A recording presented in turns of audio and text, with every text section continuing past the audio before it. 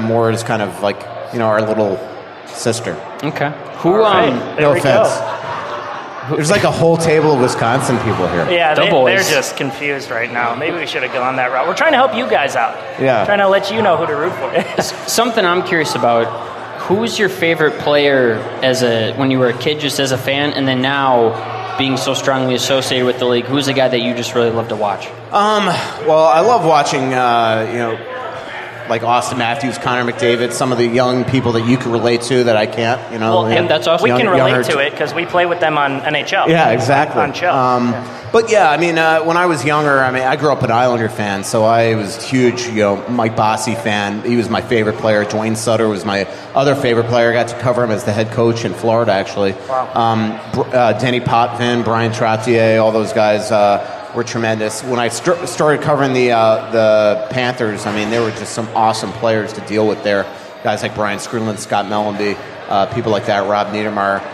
And then they got Pavel Bure, Val's older brother, and Pavel was the Russian Rocket. Was absolutely, he's still to this day the most spectacular player that I've ever covered. Just his first 2 years with the Panthers, he scored 58 and 59 goals in a clutch and grab league. I remember he scored a breakaway goal, his first goal with the Panthers on Long Island at Nassau Coliseum, the arena that I grew up watching games in, and I almost flew out of the press box because you just didn't see the Florida Panthers score goals like this. He caught a home run pass and scored an amazing goal. So, but nowadays, I love Ovi. That's the one thing. That's my guy. I respect all these players, but that's the one thing the Wild lack is they lack that star power, and it's that's kind of a boring team. Yeah, kind of a boring team. But we're not talking Wild. Yep, we're not talking hockey, right? First thing I said to Alex when I got here is I'm like, do not ask me how the Wild are going to be this year. I'm just tired of the question. So. The other thing that I think is so dynamic about what I'll never forget, I was riding into the X Energy Center and I heard you on K-Fan. I show up, we have dinner together, and you're like, oh yeah, I gotta go slip away, I gotta do an arena camp for NHL Network. And then later, you were gonna be on Fox Sports North in the pregame with LePant and Greenlay. You're a writer. How did you develop the skill set to be on TV? And do you get nervous doing so many things a day, or do you just have the wealth of knowledge where it works out? Are you nervous right now? No, I'm definitely. I'm actually more nervous now than I've been in a long time because I don't know what young things that you're going to say to me that I don't understand. Exactly. I don't want to make myself sound like a baby boomer or anything. Yep, no. No, it's funny. I grew up. I don't know. I still don't know how the hell I wound up being a sports writer. I grew up wanting to be a broadcaster, and I wanted to be a play-by-play guy. I used to sit with a flashlight and pretend it was a microphone and call games when I was 8 years old and watching it on TV. And next thing I know, I was doing all that in high school and befriended a couple sports writers. Next thing I know, I was a sports writer. But what was really cool is that high school football in South Florida was just ginormous. It's still, the place. They're awesome. It's a recruiting ground. Yeah, there in Texas is the place, Ohio, to get high school players for college. And so the local TV stations, like the KARE 11 there was WPTV in West Palm Beach. Okay. And I used to go up there as a high school student and do their Sunday night shows and talk about high school football. And I remember first time on, I was nervous. And I remember consciously thinking, wow, I came across as nervous, and then slowly you get better and better at it. And to me, I just love it. If I was still every single day like I was in the 90s, that was actually when I was working. I was cooling in my diapers in my 90s, Yeah. So if I was every day just going to practice, writing a game notebook, going home, going back, writing a game, doing it over and over again, I would have been out of this business long ago. I don't love being a sports writer that much to do that every single day, the same monotonous stuff. But what's been really cool is the advent of pardon the interruption is that now suddenly people want to hear from sports writers for some reason. Or I don't know if that's true, but at least the TV and the radio stations and the podcast networks do. So, what's fun about my job is now I get to be a jack of all trades, which is the thing I dreamed of growing up. And now I get to, dabble in television with Fox Sports North and NHL Network and do the podcast network with Suhan and be on the Fan all the time and actually get paid for it. That's the really neat thing about it is that you turn it into a living. It's still a crazy freaking job that I have that you actually get paid to cover sports and paid to be, flying around the country as much as I do and get to see the world as much as I do. That's the other awesome part of this job is that, during the summers, I'm traveling as much as I do during the season because I'm using all my hotel points and the airline miles. And, I mean, literally earlier this month, I'm like, I'm bored. I think I'm just going to go to Cancun, and I booked the trip and didn't spend a penny to do it. So I mean, I definitely hit the lottery. It's not a bad way to live. All right, so you've been doing the sports writing for a while. Now you've gotten onto the TV, the podcasting, the radio. You're all over the place. In the last, 15 years or so, how has the media landscape changed? And is it harder now to break into this media field as a true journalist? Yeah, I mean, it really is. I mean, one problem is the newspaper industry is really tough. I mean, you guys know also it's very hard to get into television. It is. And same thing with radio. I mean, it's like, sometimes if you get the job, you feel like that person's gonna die there. I mean, it's really. I don't know of one sports writer in my life that was fired for doing a bad job. There have been a lot of layoffs and buyouts and things like that, but nobody. It's like if you get in, you're just there, and it's same thing with TV and radio, and so it's just very hard. But I've had to adjust to try to pretend that I'm younger by getting into social media, Facebook, Instagram, so do you use GIFs Twitter. And memes yeah, I mean, I do. I don't create them, but I definitely use them.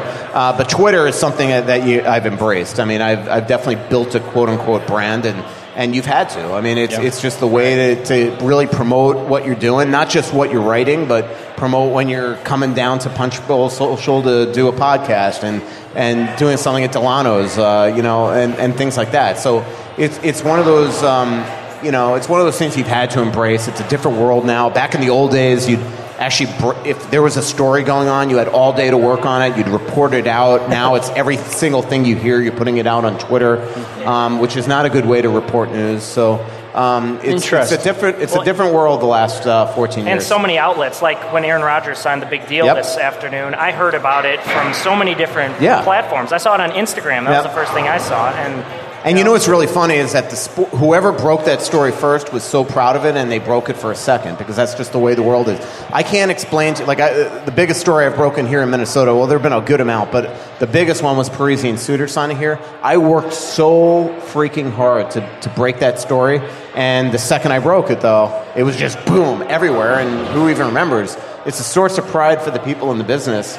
And I do think that your generation now, the young sports writers growing up, they don't try to break stories because they know, they almost rely on, well, even if I'm beaten on a story, a second later, nobody's going to remember that. I just got the story. And so they don't even try to kind of old school journalism. So, that's my freaking Generation X problem right there. You lazy... Look on Twitter. Freaking millennials. At Russo Hockey, at Needmo Pimo, at Zappa Time 2. Those are the serious questions. Now it's time to ask Uncle Mike some stuff. Again, we're young, we're in our mid-20s, and we need help. We need advice. And you're an elder statesman, and you're a little bit older than us. You can help us. So my first question, you're not married, Mike. I'm not married either. I'm treading those waters where, I could go down that road, I could not. You sleep in a bunk bed, I've heard. We do, we're our own companions most of the time. Is that a good call? Should we just live the bachelor life? Where are you if you're married right now? Where am I with what? With marriage? Should we not get married, or should we? No, I would say, when I go down, I will say, I've kind of married my career, and that's not a very great thing when you're my age at that point. Okay. And there are times, you go down to Atlanta and see my nephews, and you're like, this would be kind of cool. It's very hard to do the job that I have and do it well. And I mean, and then be a family man. There's a reason why most sports writers are fat, alcoholic, and divorced. So life. Yeah. So no, I would say enjoy your young years. Enjoy it as much as you possibly can. We're in the process of doing that. Yeah, but definitely you want to have a healthy social / career balance. And, in terms of career, and you guys are starting off great. You're already doing TV, your podcast, and things like that. The one thing I can tell you is you want to have a job that you will love.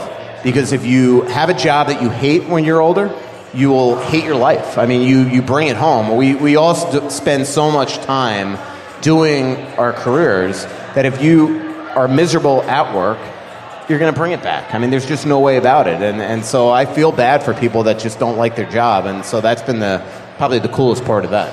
Some people don't like their jobs because they restrict them with facial hair and they don't allow them to have a beard. Beards are in right now. What's your take on the facial hair look? I wish I could grow it. I mean, that's the one thing where I am. I feel like I'm too young. I don't know what it is. I can grow here. And have you ever gotten a goatee? Can you fill out a goatee? Or no? I don't know. The most embarrassing time of the year for me is November when we do the Movember thing. I remember your Movember. Yeah, it's me and LaPanta and Greenlay, and we do and it's just absolutely embarrassing. And last year I pretty much didn't do it. So Mike can't grow a mustache. Mike, we've shared a cigar. My dad's a big cigar smoker over there. Shout out Joe. Hi, Joe. Nice to see you. How are you? Bring one for the boys.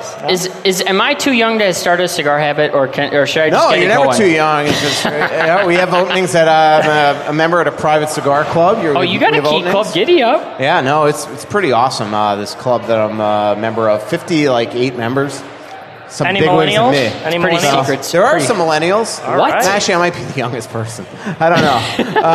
No, there's some. Probably not millennials. Do they serve hams? Hams, $2 off. It's pretty much like, honestly, it's like CEOs of like every big company, doctors, and like me for some reason. I don't know how I got invited in. Okay, Uncle Mike, I need your help. I'm single. Starbucks admirer right here. Yeah. It's our beverage of choice, except when we're not at Punch Bowl Social, West End, That's why hams. St. Louis Park. Me and Rick, we're both, as we mentioned, we're single. We're in Minnesota. You've done a lot of traveling, so say we do want to, get that wife settled down. Where should we go? What's a good the best city? city to look for? I don't know. I've been thinking about that a lot lately. I don't know why I'm like all of a sudden thinking about retirement, but maybe I am a baby boomer. I don't know. Scottsdale, I absolutely love. Okay. If you're not talking like Hawaii or something like that, I would say Scottsdale, Napa. Napa's See, good. these all make me sound old, kind of like Napa's pretty old. I will give you that. Yeah. And then I'm a Vegas-aholic. I go there constantly. So Vegas is awesome. No state income tax too. You can live like a king there, not making a ton of money. Where do you stay when you go to Vegas? I actually Planet Hollywood mostly. Really? Yeah, I have a casino host that treats me really well there, and I figure out the little magic to get stuff. Can you bring the Flow Boys sometime? Can we get on your back? March, I'm going for 4 days. I was literally texting him for a room. Is Stro going to be there? Stro will probably be there. Absolutely. I mean, the game's on Fox. He likes Vegas. Yeah, so the Wild play on like a Tuesday, and they don't play in Vegas till Saturday. So obviously we have to go. We got a pre-scout. Great trip. Okay, we'll pre-scout. And we'll go to a great cigar bar. Yes. If you go. I'm marking it on my calendar. Yep. There's no going back now. You're going. It's publicized. I will say you will learn quickly. Like when you hit the clubs, I'm hitting the casino. Like I did that back when I was younger. Maybe we'll have some better luck. The first time you drop like $3,500, $5,000 on like a bottle, or you realize quickly it's what probably, Vegas is all about. That's probably better off doing something else. Rick, do you have anything else to ask Uncle Mike? Uncle Mike, you've been great to us. Yeah. Mike Russo, anytime. Thanks for coming on, man. Really keep up the good work. I love your show. Glad that it's live now. Yes, we got it done. And plug some of your stuff. You're being at Delano's. You got K-Fan coming up. What do you got going on? Actually, this is pretty awesome. So on Monday at 10 to 1, if you're at the State Fair, come down to the fan booth. Nice. Co-hosting a show with Wild Coach Bruce Boudreau. That's super pretty awesome. Cool. Nice. Next Russo Suhan show is live at Delano on September 5th. Heard they got at great 5:30. pizza. Yep, great pizza. And then the Athletic Birthday Bash, 1 year, September 7th, 6 p.m. Subscribers, non-subscribers, you can come to Delano's too. We're going to have beer, pizza. It's going to be an absolute blast. Good time. Awesome. All right, we'll Thanks. see you there. Ladies and gentlemen, Mike Russo. All right. It's good applause. Yeah, thanks, guys. So Mike Russo's on. We're going to try to get Greg on at some point. There he is. Greg, Is this a good time, are you Greg? ready?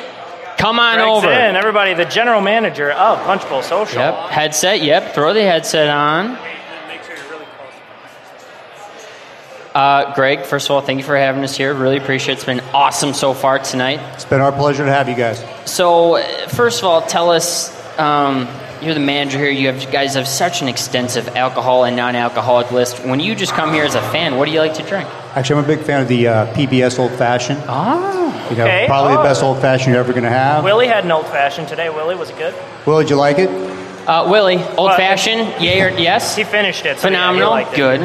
Good. That's what I like to drink when I come here. But it's a pretty extensive list. Alcohol, non-alcoholic. It's pretty cool. Absolutely. All right, so Punch Bowl Social, very different scene from kind of pretty much any bar you can go to here in the Twin Cities. Why have you guys been so successful, and what makes you different? Well, I think what makes